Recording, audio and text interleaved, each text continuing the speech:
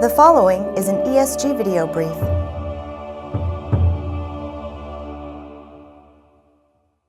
Hi, I'm Jason Buffington. I'm the Principal Analyst at ESG covering all things data protection and availability. Too often in life, and in IT, and in data protection, folks believe that they should be thinking in terms of or, meaning this or that. But in reality, most folks really ought to be thinking in and.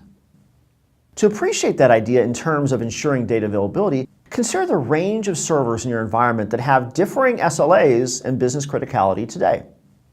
Even among high priority servers, there are different SLAs. 7% have absolutely no downtime tolerance at all. 22% have a downtime tolerance of 15 minutes or less.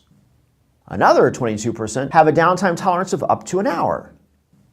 Collectively, over half of the high priority servers in an environment have a downtime tolerance of an hour or less. For the servers that are less than an hour, you can leverage snapshots for rapid recovery and replicas for survivability, all of which should be underpinned by modern backup. And certainly backups and snapshots and replication all complement each other. In fact, right next to those is the next color of the data protection spectrum, availability.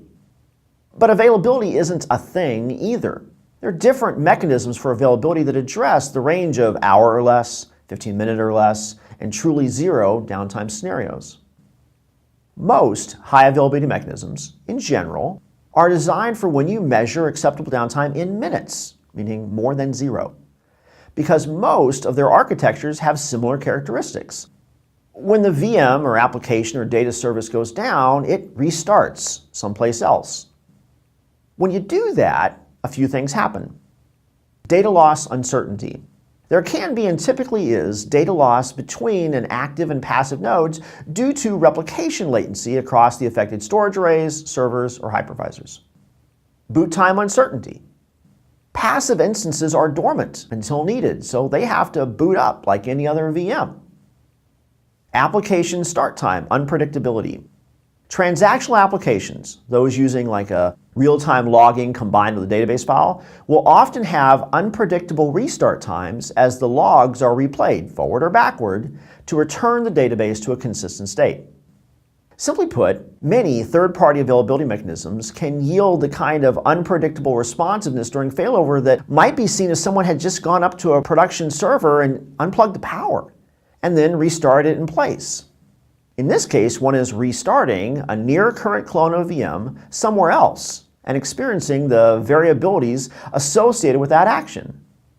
What if you used hardware platforms that didn't incur even minutes of downtime because the platform itself had fault tolerance down to a component level built in? You could still run Windows Server or VMware hypervisors or whatever. What if you simply had a better hardware platform to run your hypervisor and therefore your important VMs on instead of commodity servers requiring two nodes to deliver IT availability? This is what Stratus offers with its FT solution. Don't change your hypervisor because VMware doesn't know it's running on a better hardware platform than commodity servers. Don't change how you manage your VMs. Most of your VMs can and likely do run on generic hosts, but the really important VMs should run on natively fault-tolerant hosts instead. And oh, by the way, you won't have the data loss caused by replicating data between hosts.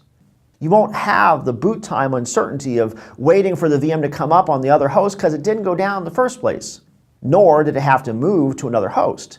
And that negates the application reconciliations as well. ESG recently published a brief on how Stratus and VMware are better together.